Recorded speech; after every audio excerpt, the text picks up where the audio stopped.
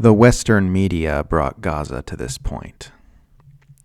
Benjamin Netanyahu is now explicitly saying that the complete ethnic cleansing of Gaza is a precondition to ending the slaughter in the besieged Palestinian territory. The Times of Israel reports, responding to those who are pushing for an end to war in Gaza, Netanyahu says he is, quote, ready to end the war under clear conditions that will ensure the safety of Israel. All the hostages come home, Hamas lays down its arms, steps down from power, its leadership is exiled from the Strip, Gaza is totally disarmed, and we carry out the Trump plan, a plan that is so correct and so revolutionary. This represents the first time the U.S. president's plan for moving Gaza civilians out of the Strip has been presented as an Israeli demand for ending the war. End quote. Trump's stated plan for Gaza is to remove, quote, all Palestinians from the enclave and never allow them to return.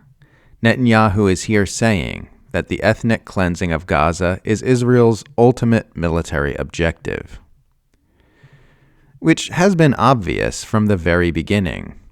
On the 20th of October, 2023, a mere 13 days after October 7th, I myself posted the following, quote, Israel's being so obvious about wanting to do another land grab. The solution to every problem is to move Gazans off the land they're on to somewhere else. It's like a guy at a nightclub pushing you to drink a drink he handed you. At a certain point, you realize he's probably not really interested in making sure you have enough to drink. End quote.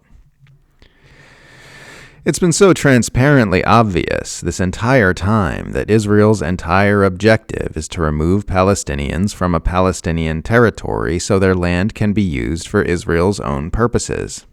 But you'd never know it from looking at the Western press. For the last year and a half, the Western media have been brazenly lying to the public by framing this as a war with Hamas instead of the naked ethnic cleansing operation it clearly is. They've been manufacturing consent for this murderous land grab by babbling about hostages, terrorism, and October 7th, when Israel's mass atrocity in Gaza has never, ever been about any of those things. It has only ever been about taking Palestinian land away from Palestinians. If the Western press had been doing actual journalism, Israel would never have been able to bring Gaza to this point. Because the Western press have instead been administering propaganda this entire time, Gaza is now an uninhabitable pile of rubble full of desperate, starving people, allowing Israel and the Trump administration to argue that the humanitarian thing to do is to evacuate them all immediately.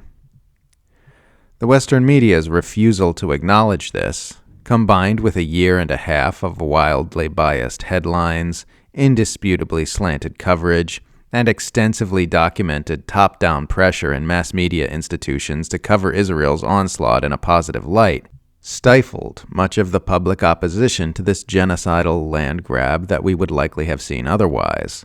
This journalistic malpractice allowed Israel's Western backers to support this mass atrocity with impunity, which in turn allowed Israel to act with impunity.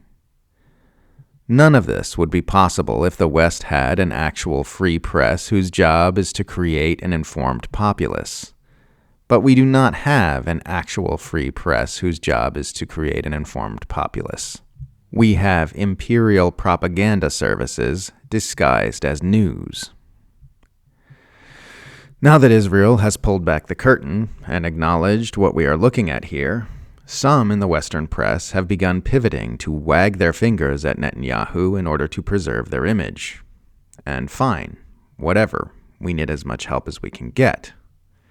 But never forget what these monsters did to help create this nightmare in Gaza.